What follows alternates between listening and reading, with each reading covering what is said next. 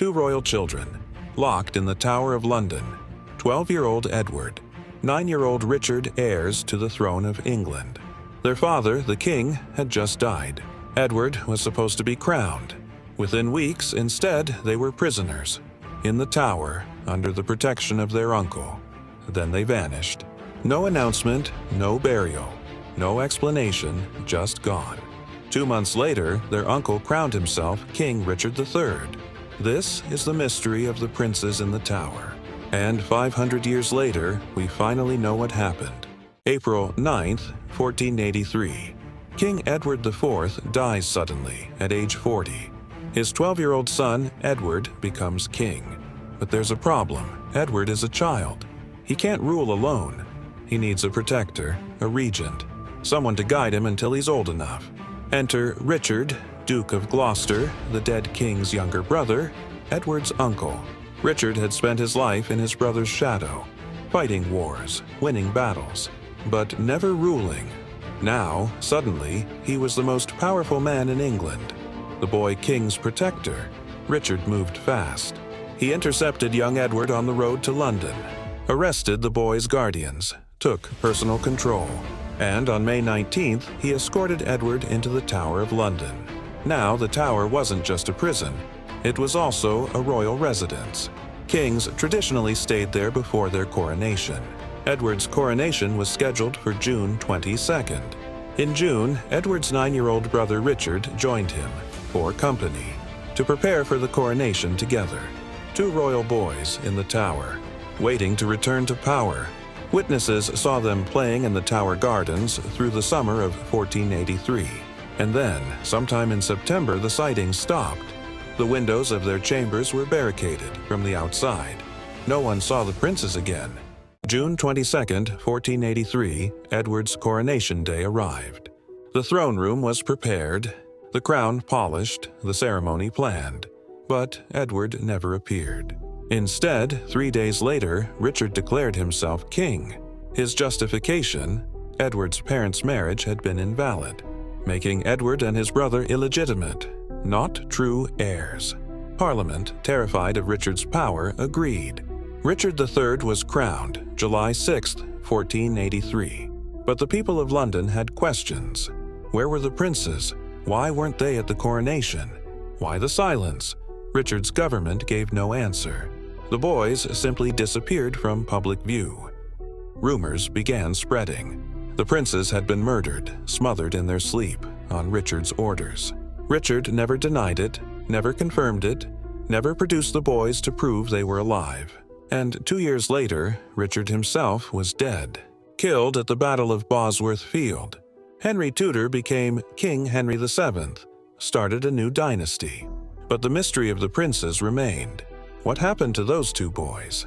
1674, nearly 200 years later, workers were renovating the Tower of London, demolishing an old staircase near the White Tower. 10 feet down, they found something. A wooden box buried under the stones. Inside were two small skeletons, children.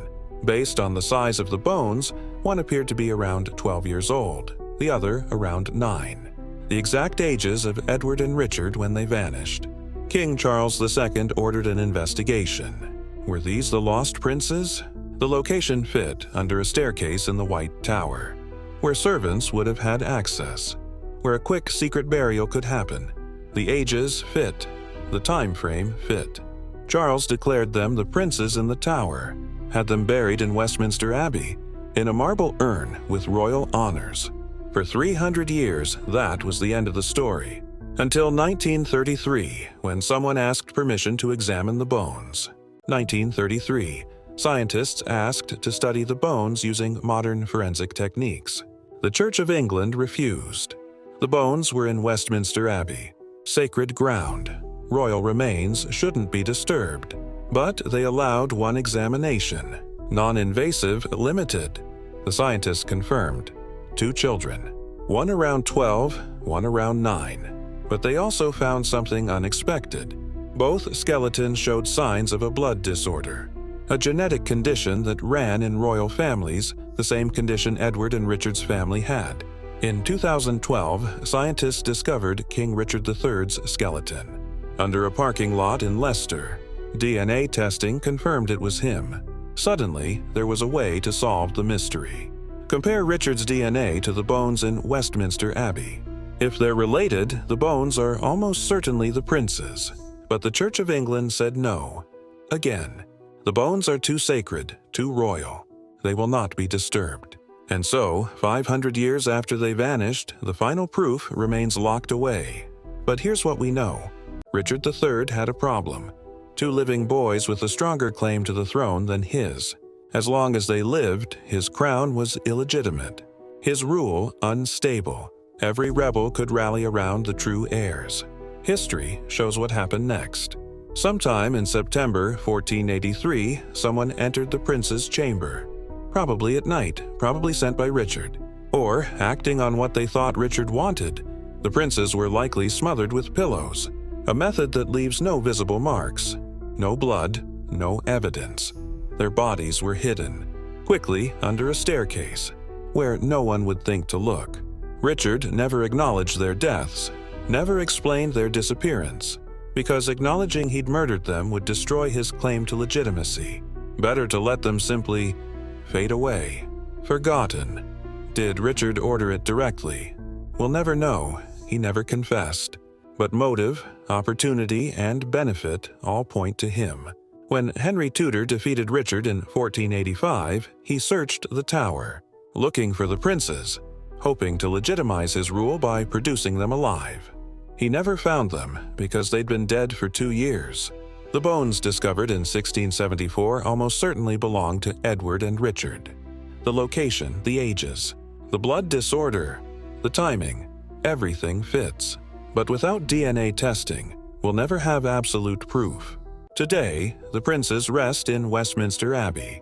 Whether they're actually there or not, their story became a warning. About power, about ambition, about what people will do to keep a crown. 2 boys, heirs to the throne of England, murdered for a crown they were too young to defend, and buried in a place where the truth would stay hidden for 200 years. The princes in the tower didn't just vanish, they were erased. If you want more untold stories from history's darkest thrones, subscribe to Forgotten Regimes. Because sometimes the crown comes with a body count.